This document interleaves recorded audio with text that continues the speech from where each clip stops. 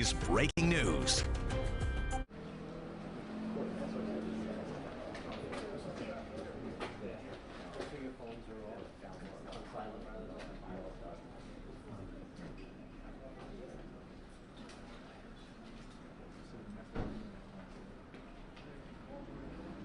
Testing to see you got volume going. You got it? Okay. Going good?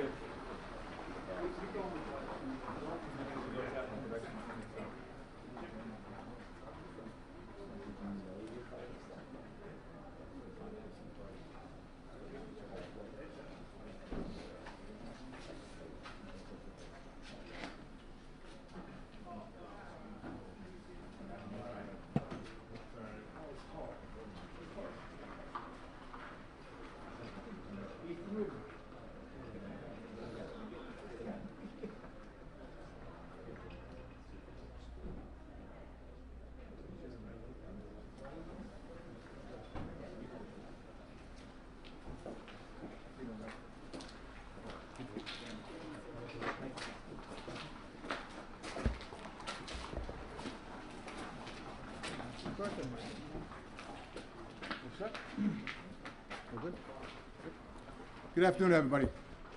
I'm Police Commissioner Robert Waring.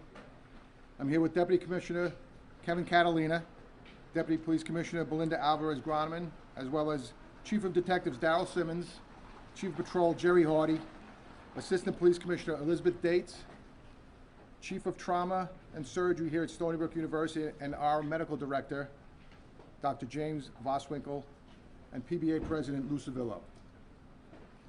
This is an ongoing investigation, and we're still gathering information regarding this morning's incident. Here are the details we can confirm. 3 3rd Precinct police officers responded to a 911 call regarding a domestic incident, during which the caller stated her husband was acting violent. The officers arrived at the home, located at 1138 Udall Road in Bayshore, at approximately 9:10 a.m. 2 officers approached the front door.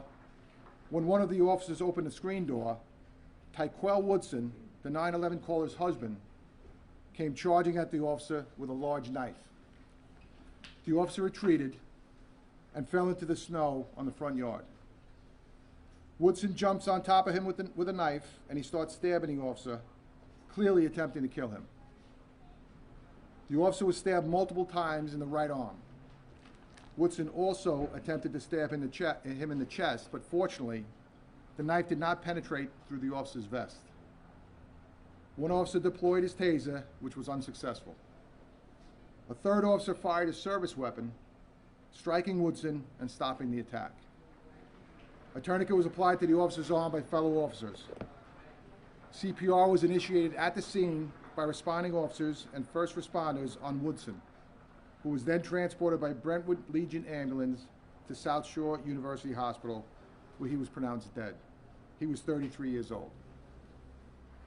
The officer who was stabbed has been a member of the police department for a year and a half. He was transported by a police vehicle to Good Samaritan Hospital, then airlifted to Stony Brook University Hospital. The other 2 officers were also transported for observation right here to Stony Brook Hospital. One has been an officer for a year and a half, and the other for 1 year. Law enforcement is a dangerous profession, and our officers put their lives on the line every day. This incident occurred in approximately 5 seconds. I want to be clear, this was a justified shooting. Without the decisive actions of these officers, one of our officers would have been killed today. I am grateful that my officers will be going home to their families. Please keep them in your thoughts. As I mentioned, this is an ongoing investigation, and we will also be aiding the Attorney General's investigation with anything that they need. I would now like to turn it over to PBA President Lou Savillo. Thank you, Commissioner. Good afternoon. This violent career felon was intent on killing a police officer today. And it's only by the grace of God and the swift actions of the other officers that were on that scene that we do not have a dead police officer today. Thank God they were there to prevent the loss of life. Thank God that he was wearing his bulletproof vest, because if not, that knife would have been plunged into his chest. We're grateful to the officers on the scene for their heroic actions. We're grateful to the team here at Stony Brook, led by Dr. Voswinkle, for their life-saving efforts. And we're just thankful to God today that we are not mourning the loss of one of our own. Thank you.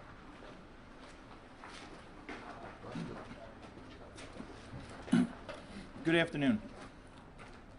I stand before you today with very mixed emotions. As a member of the society, it really makes me sick to my stomach that in the past 14 months, this is the 3rd incident and the 4th officer that I've had to take care of who was almost killed in our society. We can go back to December 30th of 22, when 2 of our officers, one was stabbed in the neck and required emergent surgery to live. We had another officer in May who was shot through his pelvis, and now we have what happened today.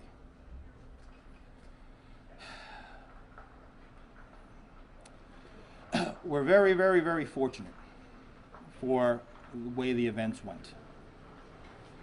When the officer arrived and was stabbed multiple times, he had wounds to his hands, both forearms, as well as his face.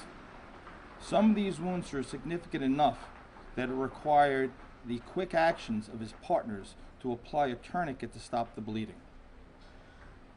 The additional expedient actions brought him to a trauma center where they were able to assess, stabilize the officer, and transport him to us.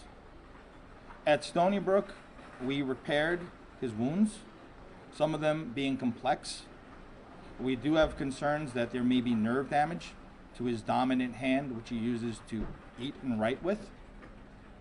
But we're very fortunate that he's alive, and overall these wounds were not life-threatening as we've seen in the past. We're hopeful for a full recovery. There is obviously a possibility with the concern for nerve damage that he may need surgery in the future. But once again, we're very hopeful that he has a full recovery.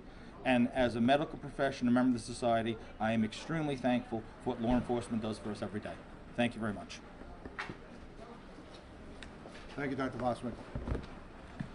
I'll now take questions. Yes, ma'am. Hi, PPA President's career felon as the been described. Is there anything else you can tell about his past, his history? Again, it's early on. I am aware that he was arrested for a robbery last year, but it was outside our jurisdiction. I believe it was in Riverhead. Nothing else? No, I'm not aware of anything else at this point. Anything else you can say about what happened that led to that call, or how he was acting erratically, I guess? No, not at this time, no. Can you give us an update on the wife and his family? Or There was a wife and a 1-year-old at the scene. they're okay? Yes. Was the incident recorded on body cam? Is this something that will be released? It was recorded on body cam. It will not be released at this time. Thank you, everybody.